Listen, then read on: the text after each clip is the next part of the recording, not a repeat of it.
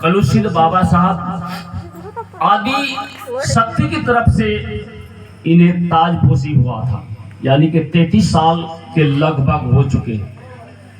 ब्रह्मांड पिता की तरफ से, आदि आत्मा की तरफ से ताजपोशी किया गया है। उसकी खुशी में ही ये सत्संग होता है। और एक जगह नहीं, जहां जहां भी इसकी संस्था चल रही है, कम से कम सैकड़ों जगह से ज्यादा चल रही है। देहरादून में, चंडीगढ़ में, सहारनपुर में, लुधियाने में और बहुत से जगह जो है इसकी संस्था चल रही है।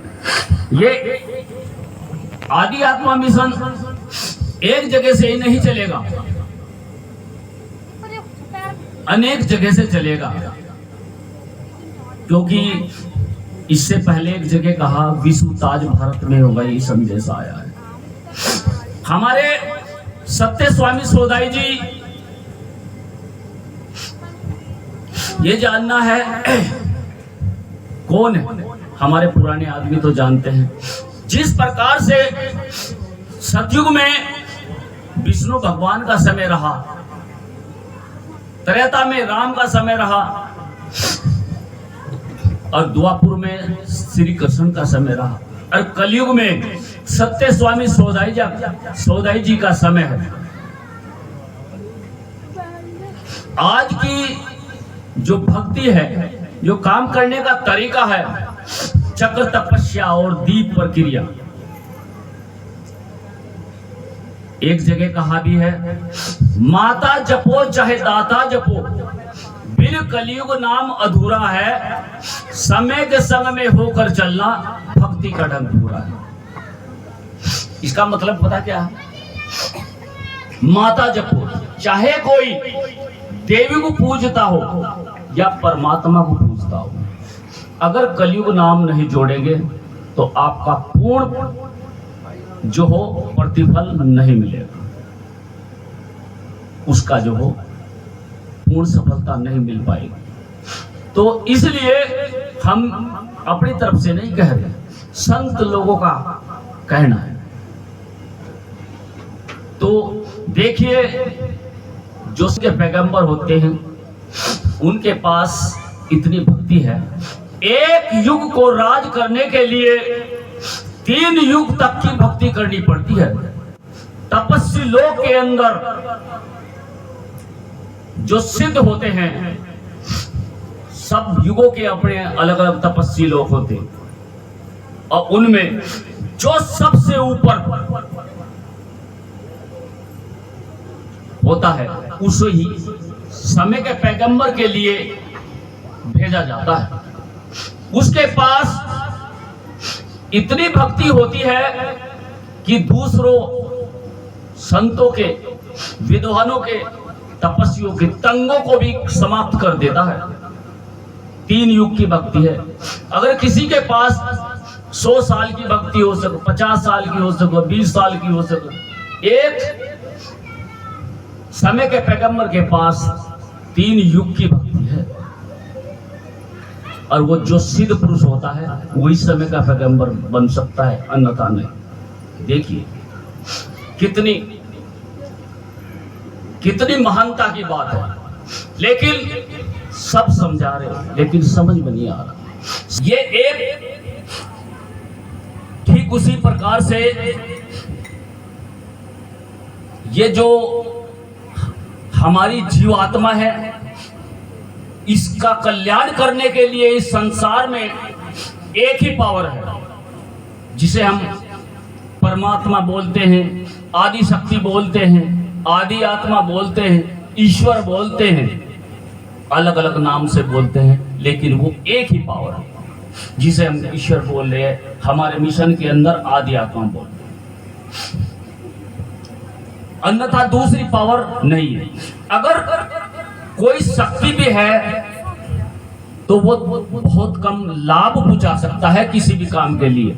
इस जीव का कल्याण के लिए केवल एक ही संसार में पावर है, परमात्मा। वो परमात्मा, और परमात्मा के लिए हम दुनिया भर के काम करते हैं, सबसे पहले परमात्मा पाने के लिए मन की विडंबना होती है। मन करा भगा ले चाहे तू जितना, तुझे आसमां से मिला दूंगा, नजर जरा भी चूक गई तो खाक में मिला दूंगा। कहने का मतलब ये है, हमारा मन अगर कामयाब हो गया, ऐसा नहीं है, हमारे अंदर ऐसा भी, हमारे पास ऐसा भी, हमारे सत्य स्वामी हमारे गुरु ने बताया कि मन को जो लगाम घेर दी जाती है, लेकिन ये इंसान त्याग नहीं करना चाहता। त्याग के बिना कुछ नहीं, त्याग बिना न तरपत, ज्ञान बिना न विवेक। जब तक तुम त्याग नहीं करोगे तुम्हारा विवेक नहीं जाता। विवेक मैंने बुद्धि, तुम्हारी बुद्धि नहीं जाग सकती है। उसके लिए हमें दुनिया भर का काम करना पड़ता है। 5 विकार हमें उनसे दूर रखना पड़ता है, दूर रखना पड़ता है, मिटाया नहीं जा सकता है। जिस प्रकार से अगर खेत में किसी घास हो, जब तक हमारा फसल इतनी परवरिश ना हो जाए तो घास उसकी दबाव में ना आ जाए, उसे कहते हैं हम भाई विकार समाप्त कर दिए। समाप्त नहीं हो करती, कम हो सकते हैं, उसका प्रभाव कम हो सकता है। तो देखिए ये सारे समझाने के लिए हैं। और हमने सभी गुरु सब परमात्मा की ओर प्रेरित कर रहे हैं कि ईश्वर का नाम, ईश्वर का नाम, ईश्वर का नाम लो। परमात्मा ने जगह जगह पर गुरु और सिद्धों को इसलिए इस संसार में उतार रखा है कि ये जन जन को समझाए, लेकिन ये इंसान बहुत ही खुदगर्ज है, समझ नहीं पाता है। इसके लिए मैं तुम्हें एक मोक्ष का, परमात्मा की प्राप्त का एक सार बता रहा हूं, जिसके कुछ पॉइंट है, उसके कुछ पॉइंट है। क्या है तो मुझे पॉइंट क्या है? पॉइंट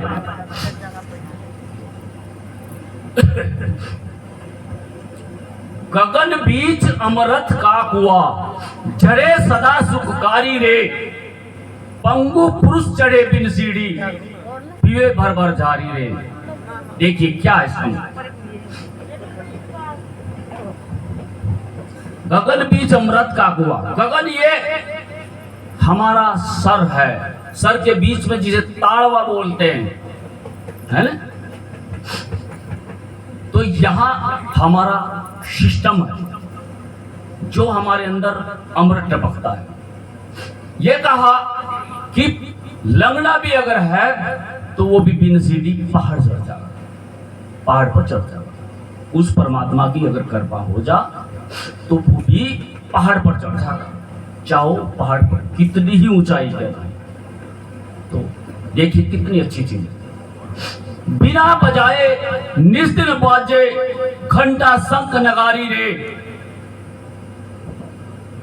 यानी कि हमारे अंदर जिसे अनहद कहते हैं, ये कहते हैं जिसे, ये दिल जहां बोलते हैं वो अनहद की धुन प्यारी रे, अनहद।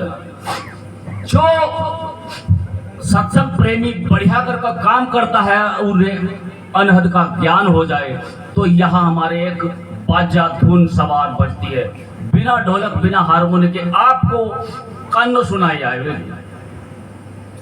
लेकिन कब करके? त्याग करके, त्याग करके। जो भी मिलेगा त्याग से भी नहीं मिलेगा। बिना भूमि का महल बनाया, तामे जोत उजारी रे, अंधा देख देख सुख पावे, बात बतावे सारी रे। देखिए क्या लिखा, अंधा भी वो दिखने लगता है। क्यों? हमारी संसार की आंख तो ये है, लेकिन परमात्मा की आंख क्या? अगर स्वयं परमात्मा, तो इन आंख की जरूरत नहीं पड़ती, बिना आंख के सारी बात बता देगा। यानी कि जो तुम पूछोगे वही बता देगा। तो जो सीखा मतलब उसे दिख रहा है ना। देख कितनी अच्छी चीज लिखी। फिर क्या लिखा?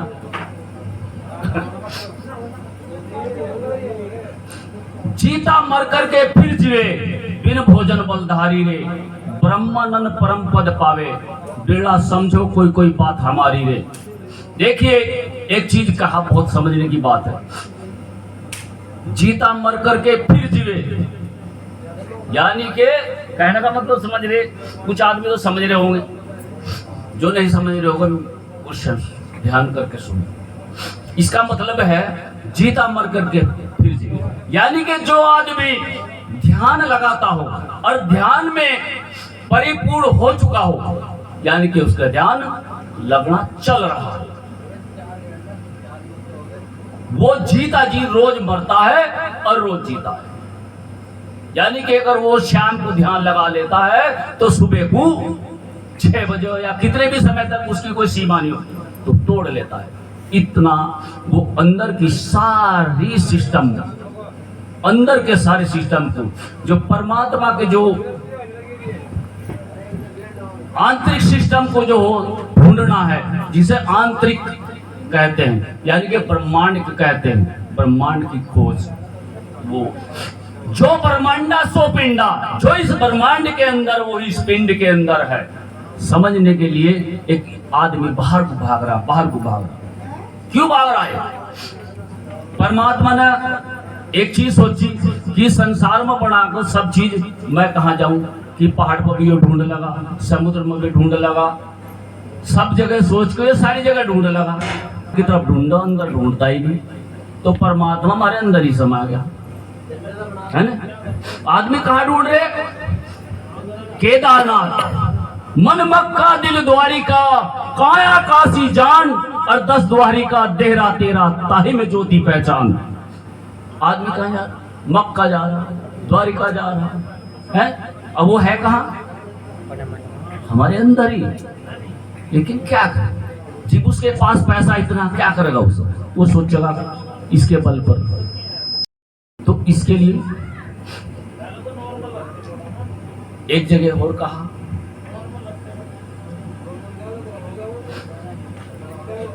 ये मानते हैं गुरु क्या है? गुरु, गु मने अंधकार, रू मने प्रकाश, जो अंधकार से प्रकाश की ओर ले जाने वाला है उसे गुरु कहते हैं। गुरु हमेशा सत्य का रास्ता बताता है, लेकिन आदमी समझ नहीं पाता। गुरु की लकड़ी जिधर से पकड़ो उधर से तकड़ी। देखिए कितनी मतलब समझना है। यहाँ गुरु ईश्वर को बोलते हैं, गुरु ईश्वर, हम केवल आधार है, जो सबका गुरु सबके अंदर समाया है, इसलिए हम अंदर की ओर ढूंढ रहे हैं। कैसे? एक जगह कहा, मूल द्वार से ले खींच पवन को, उल्टा पंथ चलाता है, और नामी पंकज तल में जाकर सोती नागिन जाए उठाता है। देखिए कितनी अच्छी लिखी, कितनी अच्छी बात लिखी। वहां से हमारा सांस जो उल्टा चल रहा, तो उसे हमें उल्टा चलाना, जिसे संसार उल्टा बता रहा वो अध्यात्मिक में उल्टा है। वहां से खींचना है, मूल द्वार से खींचना है सांस को, मूल द्वार से ले खींच पवन को, उल्टा पंथ चलाता है और मेरुदंड को सीढ़ी बनाकर सुन शिखर चढ़ जाता है। यानी कि सुन नहीं पाएंगे अपने आप को तब तक हम ढूंढ ही नहीं सकते। वो अपने आप पर जब तक खोया ही नहीं जा सकता। जो हमारी रीढ़ की हड्डी है ना, रीढ़ की हड्डी, ये